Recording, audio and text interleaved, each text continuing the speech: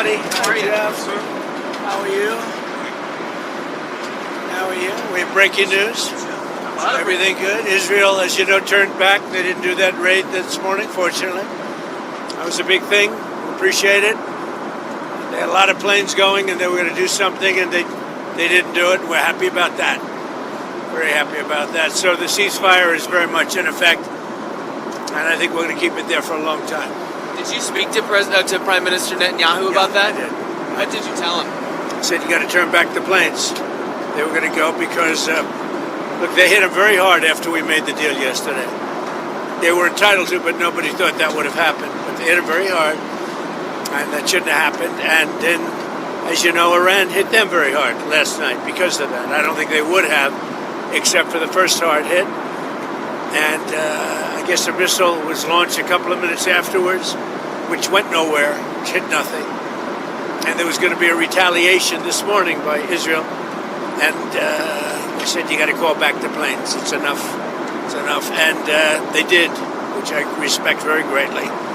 So nobody was killed. That was the sword. But they had a lot of planes going in the wrong direction. You know that, right? Do you want any consequences for Israel or Iran for breaking? They didn't do anything. No, they didn't do anything. They would have if I put out a statement on truth, and they didn't do anything. Sir, how are you confident that this might not happen again? Say in a couple weeks that... Tired of it. I think they don't want it to happen again. And Iran's not going to have a nuclear weapon, by the way. I think it's the last thing on their mind right now. Mr. President, did Iran make any commitments yesterday about uranium enrichment? About what? About uranium enrichment. They're not going to have enrichment, and they're not going to have a nuclear weapon, and they know that. They're going to get on to being a great trading nation. You know, they're very good traders. And they're going to be a great trading nation, and they have a lot of oil. They're going to do well. They're not going to have a nuclear weapon. So did they The promise? last thing on Iran's mind right now is nuclear weapons. Can you clarify what you meant when you mentioned regime change in your Truth Social post the other night? Which? Regime change? Do you want to see regime change in Iran? No.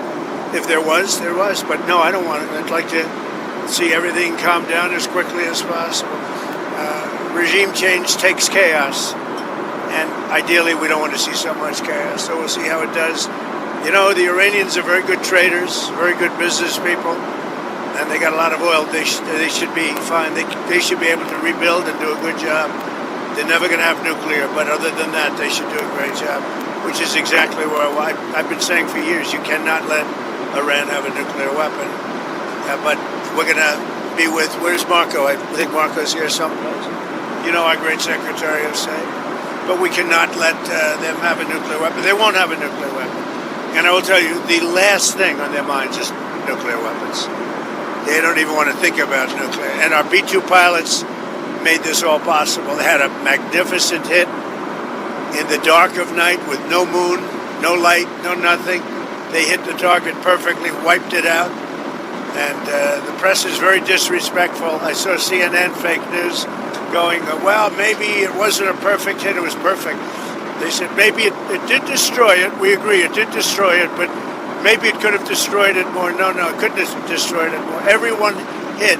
And it's very disrespectful to those great geniuses and patriots that flew those planes through tremendous danger. So CNN and MSDNC are a disgrace. And so are the others. I mean, they're pretty much all a disgrace. But it's an amazing period of time. Now we're going to NATO, and we'll get a new set of problems. We'll solve a new set of problems. Do you think you'll meet with Zelensky when you're there? Yeah, probably. I'll see him. Yeah. What would you say to him? Say, how you doing? He's in a tough situation. Should have never been there. Sir, you said a couple days ago that you didn't think the U.S. should have to agree to the 5% increase in GDP on defense. No. Do you want to carve out? I was the one that said that's what they should be paying, as you know. No, I should do something. And they're having a problem with Spain.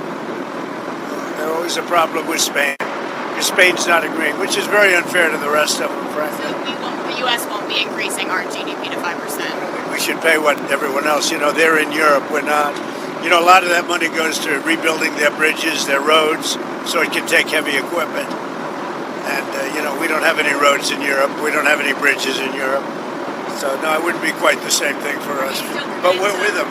Are you still committed to Article 5 of NATO? It depends on your definition. There's numerous definitions of Article 5. You know that, right? But I'm committed to being their friends. I've become friends with many of those leaders, and I'm committed to helping them.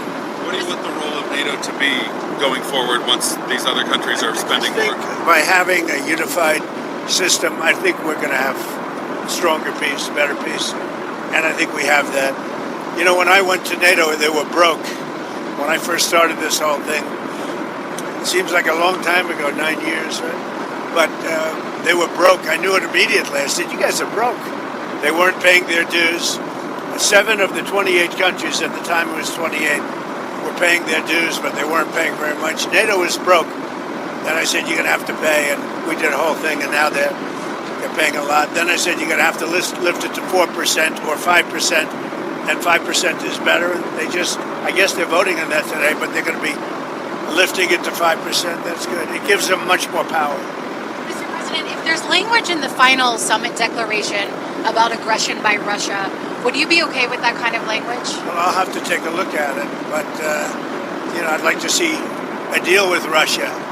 As you know, Vladimir called me up. He said, can I help you with Iran? I said, no, I don't need help with Iran. I need help with you. And I hope we're going to be getting a deal done with Russia. It's a shame. 6,000 soldiers died last week. More, 6,500 soldiers died last week. Russia, Ukraine, a war that never would have happened if I was president. So enjoy your flight. Let me ask you one more follow-up. In your comments just now about Article 5, that will probably make some people in Europe concerned. Can you clarify what you mean? Are you still committed to mutual defense? I'm committed to saving lives. I'm committed to life and safety. And I'm going to give you an exact definition when I get there. I just don't want to do it on the back of an airplane. Okay? And one other question on energy. What's your take on the oil price situation right now, and are you concerned? Great. I love it. It dropped almost $10 yesterday. I put out a statement, get it down, because a lot of people aren't able to do things when the energy goes down. We're going to have a lot less conflict. So it came down, and our energy department's doing a great job. We're drilling like we've never drilled before. We're keeping it down. We're going to keep it down until all these wars are settled.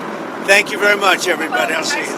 Iranian sleeper cells in the United States. Biden led a lot of super cells, and Biden was an incompetent president, had no idea what he was doing. He hardly ever signed a document. Other people signed documents for him with the auto pen. It was gross incompetence. And among everything else, he let a lot of super cells in, many from Iran. But hopefully we'll take care of them. What Biden did to this country should never be forgotten. Do you think you'll get the Nobel Peace Prize now, sir?